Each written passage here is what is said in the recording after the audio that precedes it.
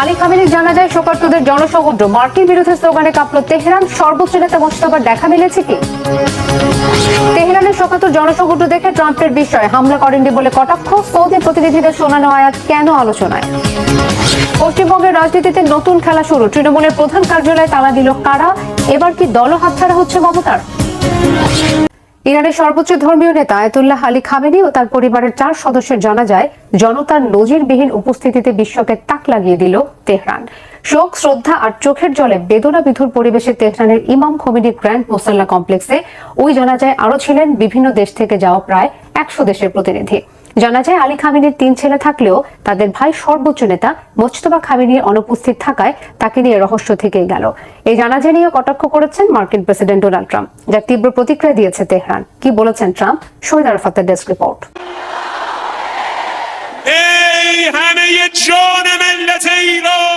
যুক্তরাষ্ট্র তো একটি সুগন্ধির শিশি ভেঙেছে, কিন্তু দেখুন তার সুবাস ছড়িয়ে পড়েছে চারদিকে।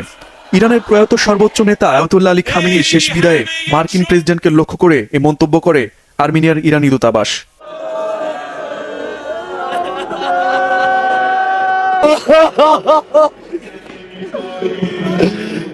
এই অশ্রুসিক্ত দৃশ্য আর আহাজারি বলছে কোন নেতাকে হত্যা করা যায়, কিন্তু তার আদর্শকে হত্যা করা যায় না। তাই তো তীব্র দাবদাহ উপেক্ষা করে গত শুক্রবার থেকে তেহরানের গ্র্যান্ড মোসাল্লা কমপ্লেক্সে আলী খামেনিকে শ্রদ্ধা জানাতে জড়ো হতে থাকে লাখো মানুষ। এর আগে শ্রদ্ধায় অংশ নেন বিশ্বের 70টিরও বেশি দেশের শীর্ষ নেতারা।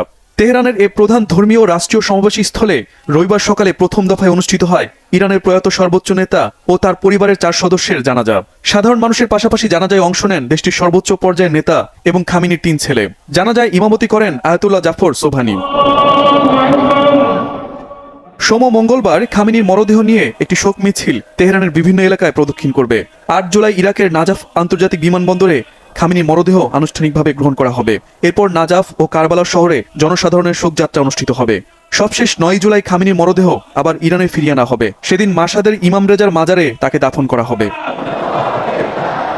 এদিকে আলী খামেনির শেষ বিদায়ে লাখো মানুষের সমাগম ও কান্না দেখে বিস্ময় প্রকাশ করেছেন মার্কিন প্রেসিডেন্ট ডোনাল্ড ট্রাম্প। এমনকি বলেছেন খামেনির শেষ বিদায় অনুষ্ঠান হামলার লক্ষ্যবস্তু করার সুযোগ থাকলেও তিনি তা করছেন না। প্রেসিডেন্ট ট্রাম্পের এই মন্তব্যে তীব্র প্রতিক্রিয়া জানিয়েছে ইরান। যুক্তরাষ্ট্রের যে কোনো ধরনের ভুল পদক্ষেপের কঠিন জবাব দেওয়ার হুঁশিয়ারিও দিয়েছে তেহরান। বিশ্ব রাজনীতিতে নতুন আলোচনার জন্ম দিয়েছে আয়াতুল্লাহ আলী খামেনির জানাজায় উপস্থিত জনসমুদ্র। লাখ লাখ মানুষের শোক আর অশ্রু বিসর্জনের ধাক্কা খেয়েছেন, বিস্মিত হয়েছেন ইরানের চরম শত্রু মার্কিন প্রেসিডেন্ট ডোনাল্ড ট্রাম্পও। এক সাক্ষাৎকারে স্বীকার করেছেন আলী খামেনিকে ঘৃণিত মনে করলেও এত মানুষের কান্না অবাক করেছে তাকে। মার্কিন রক্তচক্ষু উপেক্ষা করে প্রায় 100 দেশের প্রতিনিধিদের অংশগ্রহণ কি বার্তা দিচ্ছে? এটি কি মধ্যপ্রাচ্যের নতুন ভূ রাজনীতি আর বহু মেরুর বিশ্ব ব্যবস্থার ইঙ্গিত? ইরানের প্রয়াত সর্বোচ্চ নেতা আয়াতুল্লাহ আলী খামেনির শেষ বিদায়ে লাখ লাখ মানুষের স্বতঃস্ফূর্ত উপস্থিতি, কান্না ও শোক প্রকাশ দেখে বিস্ময় প্রকাশ করেছেন মার্কিন প্রেসিডেন্ট ডোনাল্ড ট্রাম্প। মার্কিন সংবাদ মাধ্যম অ্যাক্সিওসকে দেয়া এক টেলিফোন সাক্ষাৎকারে তিনি বলেছেন, তার ধারণা ছিল ইরানের সাধারণ মানুষ খামেনিকে অপছন্দ করে, কিন্তু জানা যায় মানুষের ব্যাপক অংশগ্রহণ এবং আবেগঘন পরিবেশ সেই ধারণাকে বদলে দিয়েছে। সাক্ষাৎকারে ট্রাম্প বলেন, আমি ভেবেছিলাম মানুষ তাকে ঘৃণা করে, কিন্তু এত মানুষকে কাঁদতে দেখে আমি সত্যিই অবাক হয়েছি। তার এই মন্তব্য আন্তর্জাতিক অঙ্গনে নতুন করে আলোচনার জন্ম দিয়েছে, কারণ দীর্ঘদিন ধরে পশ্চিমা দেশগুলোর ধারণা ছিল ইরানের ভেতরে খামেনির জনপ্রিয়তা নেই, তিনি জোর করে শাসন ক্ষমতা ধরে রেখেছেন। একই সাক্ষাৎকারে ট্রাম্প দাবি করেন, তিনি চাইলে জানাজায় উপস্থিত ইরানি নেতাদের সবাইকে লক্ষ্যবস্তুতে পরিণত করতে পারতেন, তবে এমনটি করা হলে ভবিষ্যতে আলোচনার জন্য আর কেউ অবশিষ্ট থাকবে না। ট্রাম্প বলেন, খামেনির শেষকৃত্য সম্পন্ন না হওয়া পর্যন্ত যুক্তরাষ্ট্র ও ইরান উভয় পক্ষই উত্তেজনা না বাড়ানোর বিষয়ে সমঝোতায় পৌঁছেছে। এ সময় কোনো পক্ষই অপর পক্ষের বিরুদ্ধে নতুন সামরিক পদক্ষেপ নেবে না। আল জাজিরা সহ আন্তর্জাতিক সংবাদ মাধ্যমগুলো জানাচ্ছে, রাজধানী তেহরানে খামেনির রাষ্ট্রীয় শেষকৃত্য ঘিরে নজিরবিহীন জনসমাগম দেখা যাচ্ছে। গ্র্যান্ড মোসাল্লা কমপ্লেক্স ও আশপাশের সড়ক জুড়ে লাখ লাখ মানুষ জড়ো হয়ে তাকে শেষ শ্রদ্ধা জানাচ্ছে। রাষ্ট্রীয় শোকানুষ্ঠানে অংশ নিতে ইরানের বিভিন্ন প্রদেশ ছাড়াও ইরাক সহ প্রতিবেশী দেশগুলো থেকে অসংখ্য মানুষ তেহরানে জড়ো হয়েছেন। এছাড়া রাষ্ট্রীয় এই শোকানুষ্ঠানে অংশ নিতে বিশ্বের বিভিন্ন দেশ থেকে উচ্চ পর্যায়ের প্রতিনিধিরা শুক্রবারই তেহরানে পৌঁছান। অন্তত 100 দেশের প্রতিনিধি এতে অংশ নেবেন বলে জানানো হয়। কর্তৃপক্ষের ধারণা, প্রয়াত সর্বোচ্চ নেতাকে শেষ শ্রদ্ধা জানাতে প্রথম 3 দিনে কেবল তেহরানেই 2 কোটি মানুষের সমাগম হতে পারে। এটি হবে ইসলামী প্রজাতন্ত্র ইরানের ইতিহাসে সবচেয়ে বড় জমায়েত। বিপুল জনতার এই শোকানুষ্ঠানে ধর্মীয় আবহের পাশাপাশি যুক্তরাষ্ট্র ও ইসরায়েল বিরোধী স্লোগানও উচ্চারিত হচ্ছে। এসব স্লোগানে আমেরিকা ও ইসরায়েলের পতন চাওয়া হচ্ছে। সর্বোচ্চ নেতাকে হত্যার বদলা হিসেবে ট্রাম্প, নেতানিয়াহু সহ সংশ্লিষ্টদের হত্যার আহ্বানও জানাচ্ছেন অনেকে। বিশ্লেষকরা বলছেন, খামেনির জানাজায় বিপুল মানুষের উপস্থিতি কেবল একটি রাষ্ট্রীয় আনুষ্ঠানিকতার প্রতিফলন নয়, বরং রাজনৈতিক, ধর্মীয় ও গোত্রীয় পরিচয় ডিঙিয়ে ইরানিদের অনমনীয় ঐক্য তুলে ধরেছে। খামেনির ব্যাপারে ইরানিদের আবেগ নিয়ে ট্রাম্পের বিস্ময় প্রকাশও সেই বাস্তবতাকেই তুলে ধরে। পশ্চিমা বিশ্বের প্রচলিত মূল্যায়নের সঙ্গে তেহরানের রাজপথে দেখা বাস্তবতার মধ্যে যে বড় ধরনের ব্যবধান রয়েছে, খামেনির শেষ বিদায়ের আয়োজন তা আবারও স্পষ্ট করে দিল। আল জাজিরা জানিয়েছে, রোববার স্থানীয় সময় সকাল 8টায় লক্ষ লক্ষ মানুষ প্রয়াত সর্বোচ্চ নেতার জানাজায় অংশ নেন। ইরানের প্রেসিডেন্ট মাসুদ পেজেশকিয়ান, স্পিকার বাগের গালিবাফ সহ সরকারের শীর্ষস্থানীয় কর্মকর্তারা এতে শামিল হন। আরও উপস্থিত ছিলেন খামেনির 3 ছেলে মাসুদ, মাইসাম ও মুস্তফা। তবে অসুস্থতা ও নিরাপত্তাজনিত কারণে বর্তমান সর্বোচ্চ নেতা মোস্তফা আলী খামেনি বাবার জানাজায় অংশ নিতে পারেননি।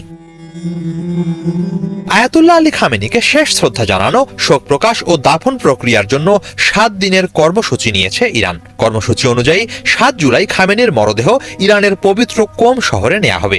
8 জুলাই ইরাকের বাগদাদ, নাজাফ ও কারবালায় ধর্মীয় আনুষ্ঠানিকতা শেষে 9 জুলাই ইরানের ইমাম রেজা মাজারে দাফন করা হবে প্রয়াত সর্বোচ্চ নেতাকে। এদিকে তেহরানে যাওয়া বিদেশি প্রতিনিধিদের আল কোরআনের ভিন্ন ভিন্ন আয়াত শুনিয়ে কৌশলী বার্তা দিয়েছে ইরানের সর্বোচ্চ নেতা মুজতবা খামেনির প্রশাসন। বিশ্বাসঘাতকতার কথা মনে করাতে সৌদি আরবকে শোনানো হয়েছে বদর যুদ্ধ নিয়ে লেখা আয়াত। পরাশক্তি রাশিয়া আর চীনকে পাশে রেখে বাংলাদেশ সহ নিরপেক্ষ দেশগুলোর প্রতি সংহতিও জানিয়েছে তেহরান। আল কোরআনকে কিভাবে কৌশলী কূটনীতির হাতিয়ার বানালো তেহরান, হাফিজুল ইসলামের ডেস্ক রিপোর্টে দেখব বিস্তারিত। খামেনির জানাজায় কোরআনের আয়াত শুনিয়ে শত্রু মিত্রদের চরম বার্তা দেওয়ার চমৎকার কৌশল দেখালো ইরান। তেহরানের গ্র্যান্ড মোসাল্লায় সর্বোচ্চ ধর্মীয় নেতার কফিনের সামনে শোক জানাতে আসছেন বিভিন্ন দেশ ও সংগঠনের প্রতিনিধিরা। সে সময় তাদেরকে শোনানো হয় আলাদা আলাদা আয়াত। সৌদি আরবের প্রতিনিধি দল শ্রদ্ধা জানাতে মঞ্চে আসলে তাদের সামনে তিলাওয়াত করা হয় সূরা আল ইমরানের 13 নম্বর আয়াত, যেখানে বলা হয়েছে বদর যুদ্ধের কথা। ইসলামের প্রথম সশস্ত্র সংঘাত বদর যুদ্ধে মুসলিমদের সেনা সংখ্যা ছিল মাত্র 313 জন। বিপরীতে মক্কার কুরাইশ বাহিনী ছিল 1000-এরও বেশি। এরপরেও কাফেরদের পরাজয় ঘটে। এর মাধ্যমে তেহরান যেন রিয়াদকে মনে করিয়ে দিল সামরিক শক্তি বা জোট বড় কথা নয়। আল্লাহর সাহায্যে মার্কিন ও ইসরায়েলি শক্তির বিরুদ্ধে ইরানই বিজয়ী হয়েছে। তোমাদের বোঝার জন্য বড় শিক্ষা রয়েছে সেই দুটি দলের মধ্যে যারা বদরের যুদ্ধে মুখোমুখি হয়েছিল। একটি দল লড়াই করছিল আল্লাহর পথে, আর অন্য দলটি ছিল সত্য অস্বীকারী কাফের। কাফেররা তাদের নিজেদের চোখে মুসলমানদের সংখ্যা তাদের চেয়েও দ্বিগুণ দেখতে পাচ্ছিল। আল্লাহ যাকে চান তাকেই নিজের সাহায্যে শক্তিশালী করেন।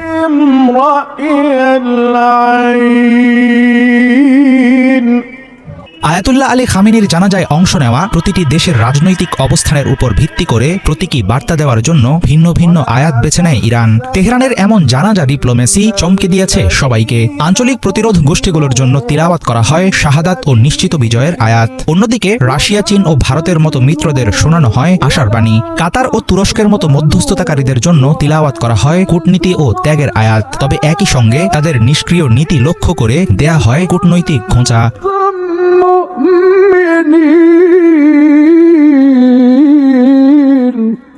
সবচেয়ে বড় ধাক্কা ছিল লেবাননের সরকারি প্রতিনিধিদের জন্য। কোরআনের আয়াতের মাধ্যমে লেবানন সরকারকে ভীরু হিসেবে কড়া ভাষায় তিরস্কার করা হয়। বাংলাদেশের জাতীয় সংসদের স্পিকারের নেতৃত্বে একটি সরকারি প্রতিনিধি দল খামেনির রাষ্ট্রীয় বিদায় অনুষ্ঠানে যোগ দিয়েছে। খামেনির কফিনে শ্রদ্ধা নিবেদনের পাশাপাশি বাংলাদেশ সরকার ও জনগণের পক্ষ থেকে গভীর সমবেদনাও জানান হাফিজউদ্দিন আহমদ। তবে ইরান ইস্যুতে নিরপেক্ষ থাকায় ঢাকার জন্য নির্দিষ্ট কোনো বার্তা ছিল না, বরং খামেনির আত্মত্যাগকে কেন্দ্র করে শোনানো হয় সংহতি ও ধর্মীয় সহমর্মিতার আয়াত।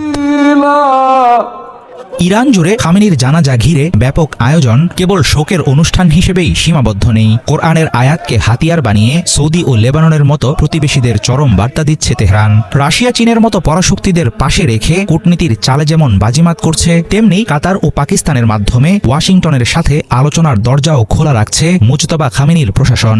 সংঘাত, কূটনীতি কিংবা দর কষাকষি সবখানেই ইরান বুঝিয়ে দিচ্ছে শীর্ষ নেতাকে হারিয়ে তারা দমেনি, বরং মধ্যপ্রাচ্যের ভূ রাজনীতিতে এখনও তারা আছে চালকের আসনেই। আয়াতুল্লাহ আলী খামেনির জানাজায় অংশগ্রহণকারী দেশের তালিকা নিয়ে আগ্রহের কমতি নেই। তেহরানের তরফ থেকে জানানো হয়েছে, জানাজার রাষ্ট্রীয় আয়োজনে অংশ নিয়েছেন প্রায় 100 দেশের প্রতিনিধি। অবশ্য এই আয়োজনে অনুপস্থিত ছিলেন মধ্যপ্রাচ্যের বেশ কয়েকটি দেশের প্রতিনিধি, ছিলেন না ইউরোপিয়ান দেশের প্রতিনিধিরাও। তারা কেন ছিলেন না জানা যায়, আমন্ত্রণ পাননি নাকি আমেরিকার ভয়ে বয়কট করেছেন? নাইম আহমেদের ডেস্ক রিপোর্ট। ইরানের সর্বোচ্চ ধর্মীয় নেতা আয়াতুল্লাহ আলী খামেনির জানাজা আর রাষ্ট্রীয় শেষ বিদায়ের অনুষ্ঠানে শোকার্তদের এই জনসমুদ্র অনেক প্রশ্ন আর অপপ্রচারের জবাব। শোক আর শ্রদ্ধা জানাতে শোকাতুর জনতার স্রোত মিলেছিল তেহরানের গ্র্যান্ড মোসাল্লা মসজিদ প্রাঙ্গণে। জানাজায় শ্রদ্ধা জানাতে উপস্থিত ছিলেন 100-এরও বেশি দেশ থেকে যাওয়া রাষ্ট্রীয় প্রতিনিধিরা। এই তালিকায় কারা আছেন? জানাজায় আমন্ত্রণের তালিকা থেকে বাদ পড়েছেন কারা?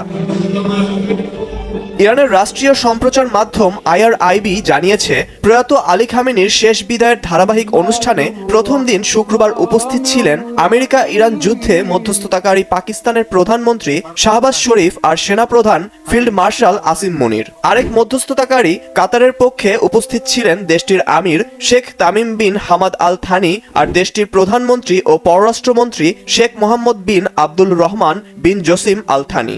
সৌদি আরবের প্রতিনিধি দলের নেতৃত্ব দেন উপপররাষ্ট্রমন্ত্রী ওয়ালিদ আল খুরাইজি।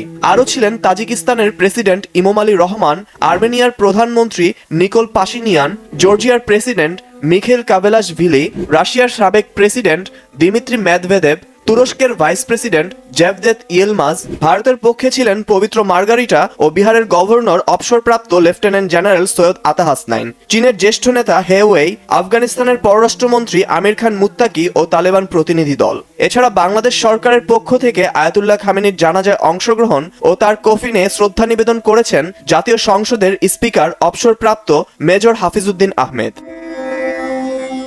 আয়াতুল্লাহ আলী খামেনির জানাজায় মধ্যপ্রাচ্যের মুসলিম দেশগুলোকে তেহরান আমন্ত্রণ জানালেও ছিলেন না কুয়েত ও বাহরাইনের কোনো প্রতিনিধি। অন্যদিকে যুক্তরাষ্ট্র, ইসরায়েল, যুক্তরাজ্য, France, Germany, Canada, Australia, Japan ছাড়াও পশ্চিমা বিশ্বের মার্কিন মিত্ররা জানাজায় অংশ নেননি। ইরানের পররাষ্ট্র মন্ত্রণালয় জানিয়েছে, যেসব দেশ ইরানের বিরুদ্ধে ইসরায়েল ও যুক্তরাষ্ট্রের সামরিক অভিযানে প্রত্যক্ষ বা পরোক্ষভাবে সমর্থন বা মদত দিয়েছে এবং ইরানের বিরুদ্ধে অবস্থান নিয়েছে, তাদের কাউকে জানাজায় আমন্ত্রণ জানানো হয়নি। মার্কিন রক্তচক্ষু তোয়াক্কা না করে স্বতঃস্ফূর্তভাবে জানাজায় অংশগ্রহণকারী বিদেশি প্রতিনিধি ও অতিথিদের প্রতি কৃতজ্ঞতা জানাতে ভুলেননি ইরানের পররাষ্ট্রমন্ত্রী আব্বাস আরাকচি। তিনি বলেছেন, এই অনুষ্ঠানে যোগ দেয়া প্রতিনিধিরা সত্য, ন্যায় আর ইতিহাসের সঠিক অবস্থানের প্রতি সমর্থন জানিয়েছেন। অংশগ্রহণকারী দেশগুলোকে প্রতিদান দিতে নয়া সুসংবাদও এসেছে। চীনে নিযুক্ত ইরানের রাষ্ট্রদূত আব্দুর রেজা রহমানি ফাজলি জানিয়েছেন, হরমুজে শিগগিরই নতুন করে সার্ভিস ফি আদায়ের কার্যক্রম চালু করবে তেহরান। এক্ষেত্রে বন্ধু রাষ্ট্রগুলোর জন্য অবশ্যই বিশেষ ছাড়ের বিষয়টি বিবেচনা করা হবে। পশ্চিমবঙ্গ বিধানসভা নির্বাচনের ভোটে মুখ্যমন্ত্রীর পদ হারানোর 2 মাসের মাথায় নতুন সংকটে পড়েছেন তৃণমূল কংগ্রেস নেত্রী মমতা বন্দ্যোপাধ্যায়। এবার দলীয় কার্যালয়ে তালা ঝুলিয়েছেন দলের বিদ্রোহী নেতারা। মেট্রোপলিটনের তৃণমূল ভবন কার্যত দখলে নিয়েছেন ঋতব্রত বন্দ্যোপাধ্যায়ের নেতৃত্বাধীন একাধিক বিধায়ক। মমতা নিজেকে আসল তৃণমূল দাবি করে বলেছেন, বাড়িতে তালা দেওয়া গেলেও মানুষের হৃদয়ে তালা মারা যায় না। বিস্তারিত মিরফৌজের আব্বির ডেস্ক রিপোর্টে। চেনা সেই কোলাহল নেই কর্মী সমর্থকদের ভিড়। ক্ষমতা হারানোর পর থেকেই যে কার্যালয়টি ধীরে ধীরে জৌলুস হারাচ্ছিল, এবার সেটিও হাতছাড়া হওয়ার পথে। তৃণমূলের কার্যালয়ে এবার তালা ঝুলিয়ে দিলেন বিদ্রোহী জোটের নেতারা। পশ্চিমবঙ্গ বিধানসভা নির্বাচনে তৃণমূল কংগ্রেসের ভরাডুবির পর একের পর এক ধাক্কা আসছে। দলের 80 জন বিধায়কের বড় অংশই এখন ঋতব্রত বন্দ্যোপাধ্যায়ের নেতৃত্বে আলাদা উপদল গঠন করেছেন। অন্যদিকে লোকসভা সদস্যরা তৈরি করেছেন তৃতীয় আরেকটি জোট। ফলে আসল তৃণমূল কংগ্রেস কে তা নিয়ে রীতিমতো টানাটানি শুরু হয়েছে। এমন পরিস্থিতিতে গত ৩ জুলাই সন্ধ্যায় আচমকাই মেট্রোপলিটনে তৃণমূল ভবনে পৌঁছে যান ঋতব্রত বন্দ্যোপাধ্যায়ের নেতৃত্বাধীন একাধিক বিধায়ক। সেই দলে ছিলেন ফিরহাদ হাকিম, সন্দীপন সাহা, জাভেদ খান এবং আখরুজ্জামানের মতো মুখেরা। সেখানে পৌঁছে তারা নিজেদের মধ্যে একটি বৈঠক করেন। এরপর কার্যালয় থেকে বেরিয়ে যাওয়ার সময় মূল ফটকে তালা ঝুলিয়ে দেন। তবে ঋতব্রত শিবিরের নিজস্ব যুক্তি রয়েছে। তাদের দাবি, তৃণমূল কংগ্রেসের দীর্ঘদিনের লড়াই, ইতিহাস এবং আবেগ এই কার্যালয়টির সঙ্গে গভীরভাবে জড়িয়ে আছে। সে কারণেই এটির দায়িত্ব নিজেদের কাঁধে তুলে নেওয়া তাদের একান্ত প্রয়োজন ছিল।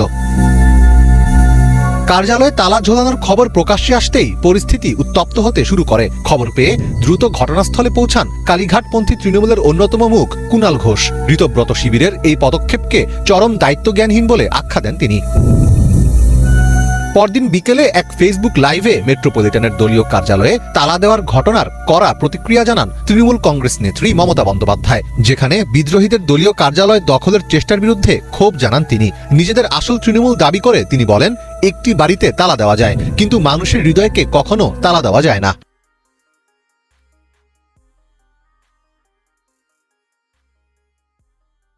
হুঁশিয়ারি দিয়ে মমতা আরো বলেন, দলের প্রতীক কোথাও যাচ্ছে না, আমাকে যদি থামাতে চান তবে আমাকে মেরে ফেলতে হবে।